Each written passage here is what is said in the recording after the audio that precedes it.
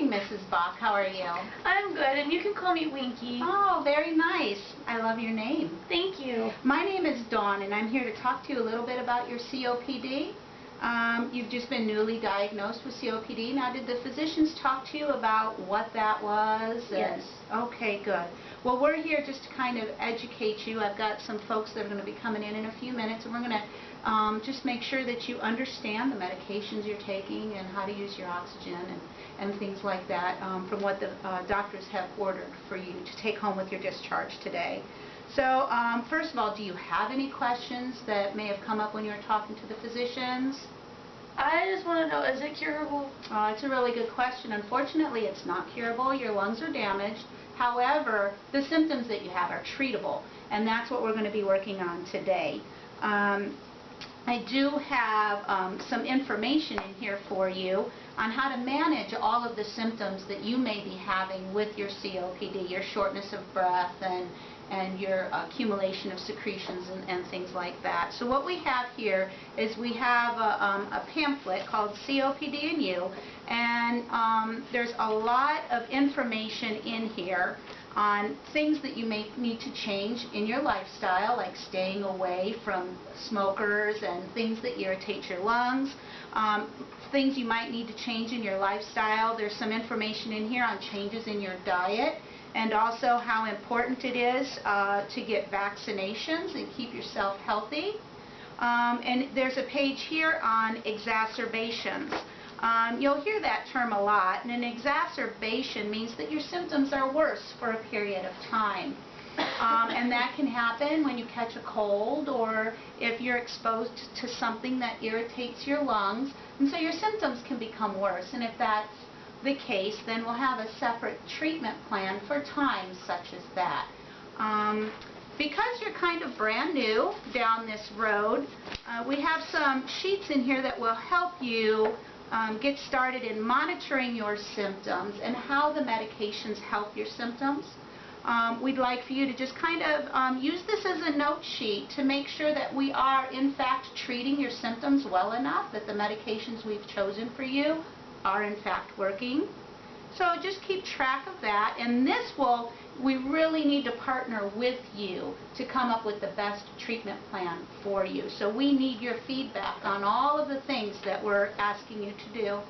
On the back side, you have a sheet here where you can write down any questions that you might have, and I know there's a lot of information being thrown at you right now, and when you get home there might be a lot of questions floating around in your mind.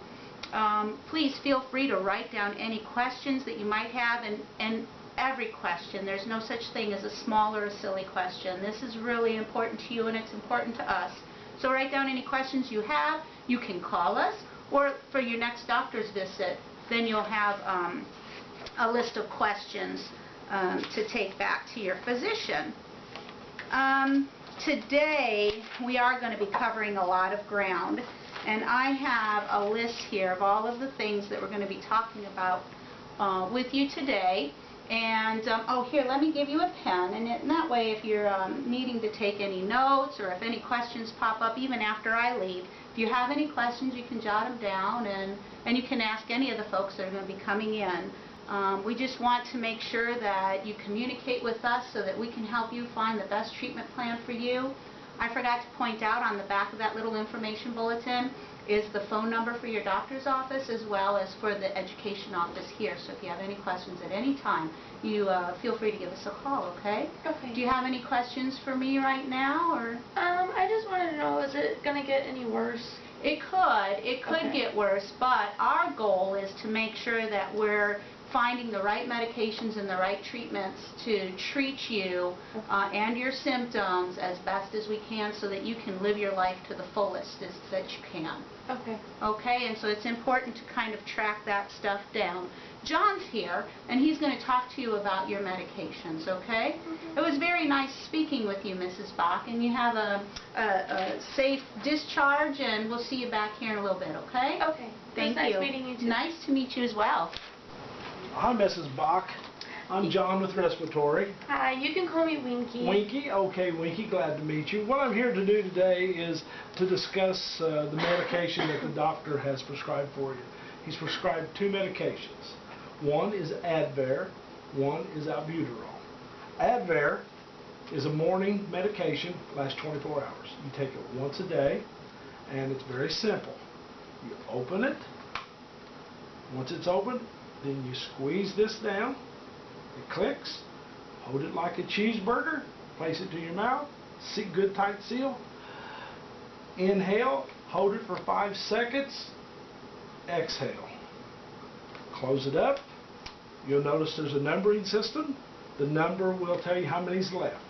So when you get down, you feel you need to reorder, get a new prescription, call your doctor, we'll be done.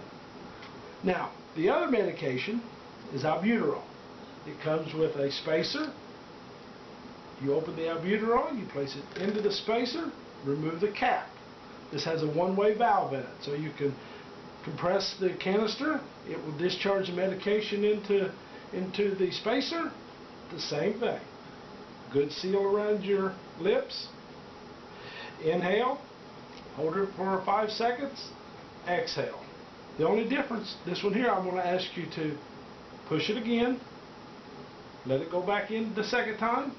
Put your mouth around it. Seal. And let it out after 5 seconds. I want you to wait about a minute between medication. Now you'll take this one every 6 hours. But if you feel you need it, I'd like for you to take it again whenever you feel the tightness or that you can't breathe. You're more than welcome to take it again. So what I'd like for you to do is I'd like for you to show me how to use the Advair. I will open it. Click. Ready to take. Now, the only precaution I'd like to tell you about is that the Advair, after you take it, every morning, I would like for you to rinse and spit or swish and swallow. Why? It'll give you thrush, which is a fungus that can grow in your mouth. And if you follow the doctor's recommendations, you'll be fine. So if you can do that, so I'd like for you to demonstrate to me how to open it, how to take your medications. You do that, and then you take this and you put it till it clicks. Mm-hmm. Yes, ma'am. And then you hold it straight and you put your mouth around it. Very good. Very good. How long do you hold your breath for? 5 seconds. Yes, ma'am. Very good. And then how do you close it? All right. To close it, I'll just ask you to do the same. You just push it forward, and it clicks, and the number changes. Okay. Now, what's the important part about this? Swish and swallow. Or rinse and spit. Rinse and spit. Either one, and that'll prevent the fungus. This one, same thing. You do this. This is every 6 hours, so you'll be fine. If you need it, you can always demonstrate how you use that one. Okay, you take this off. Yeah. And then I put it up to my mouth.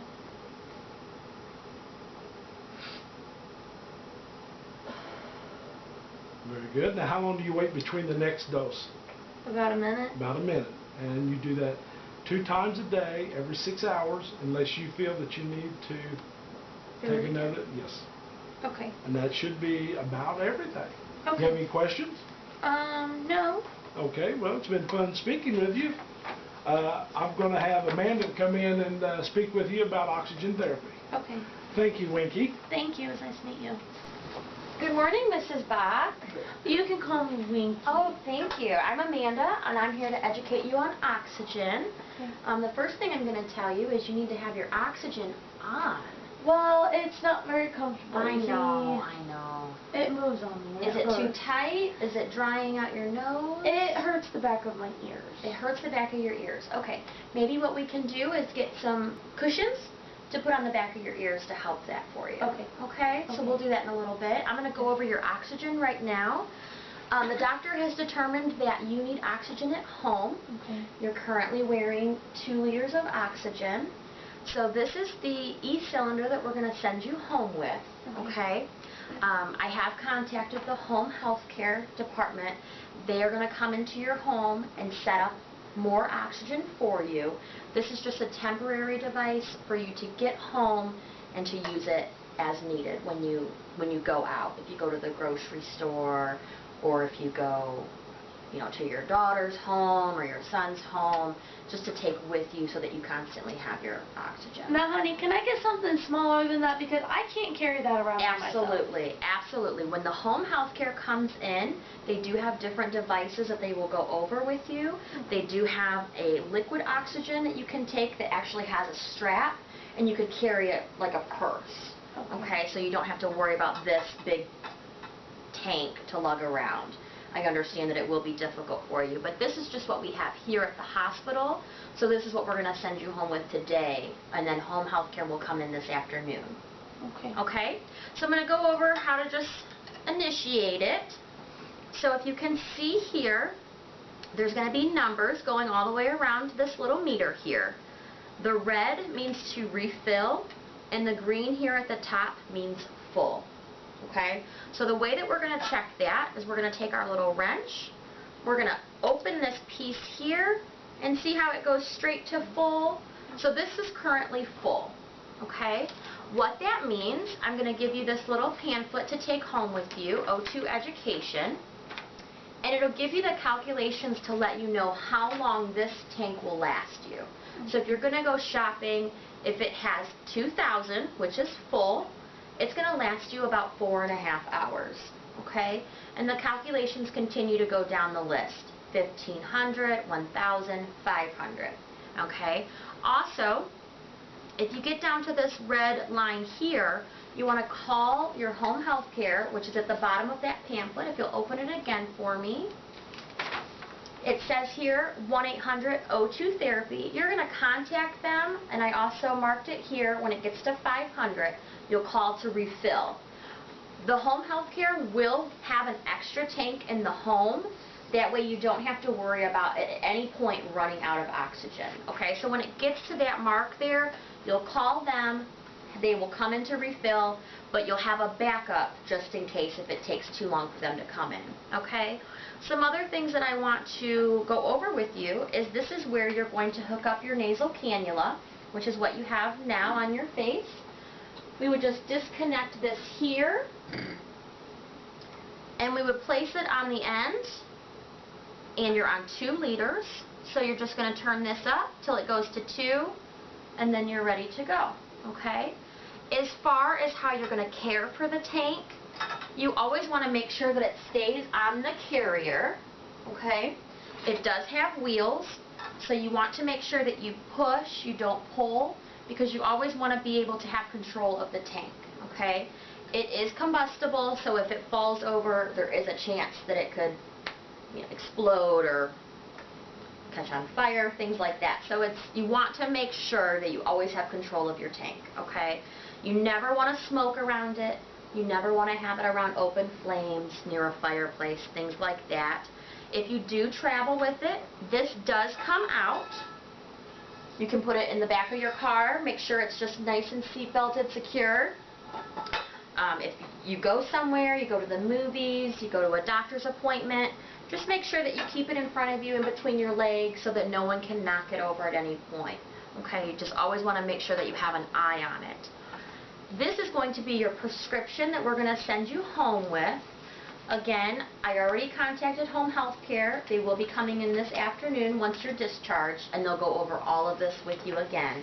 And they will set up another oxygen tank for you and go over that. And if you want to get the one that you can carry like a purse, so it's more comfortable for you, they'll bring that in. Okay. Also, they will be giving you these nasal cannulas, so you won't wear the same one all the time. They'll probably bring you a new one every 30 days, as well as your spacer that the last gentleman went over with you, John.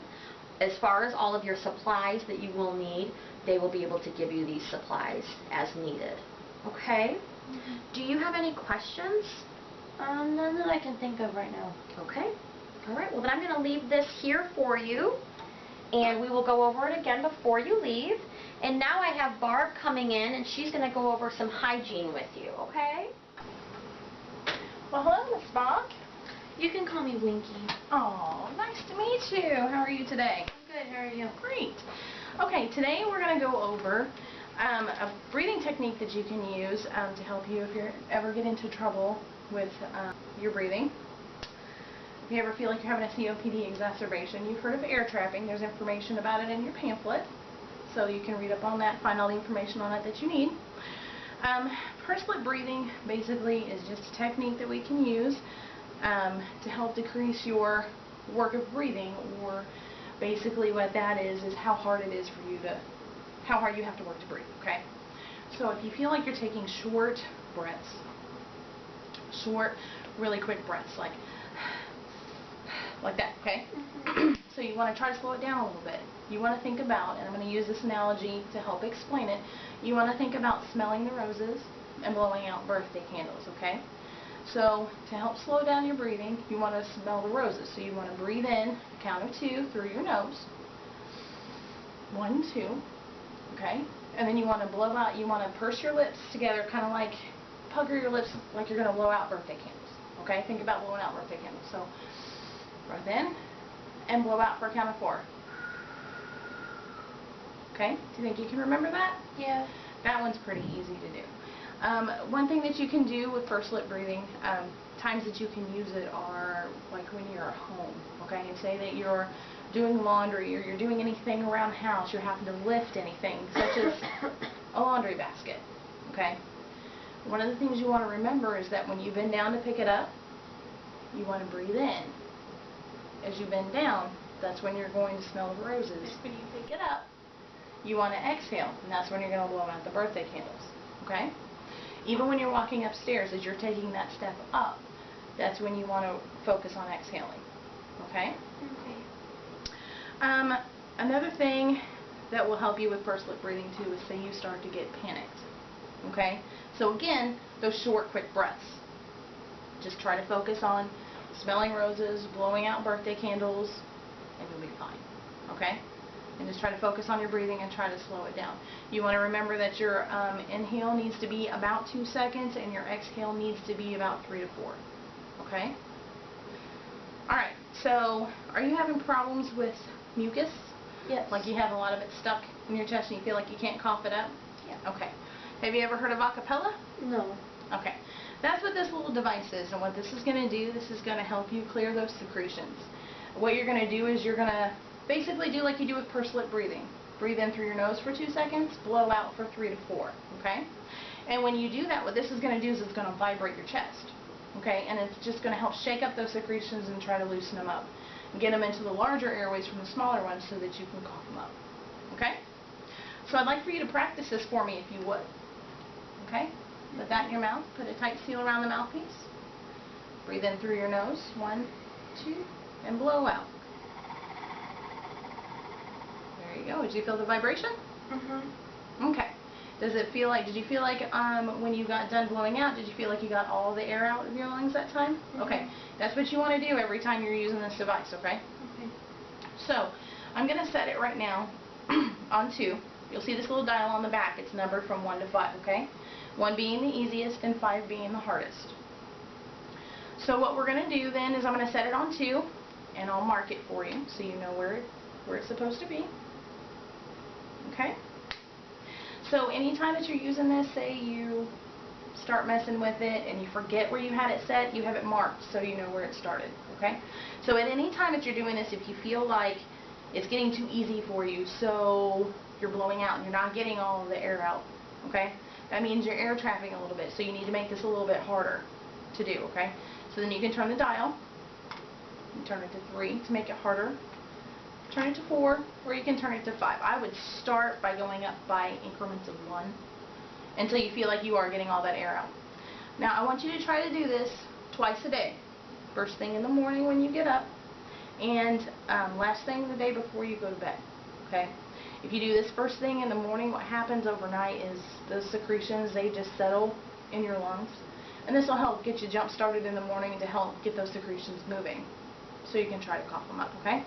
And then if there's at any point during the day you feel like you need a little extra help, go ahead and do it. Okay? Okay. Easy enough? Mm-hmm. Do you have any questions for me? No, I don't think so. All right. Home Health Care will be out to see you this afternoon. And if you don't have any more questions, then I want to say good luck. It's nice to meet you. Thank you. Have a good day. You too.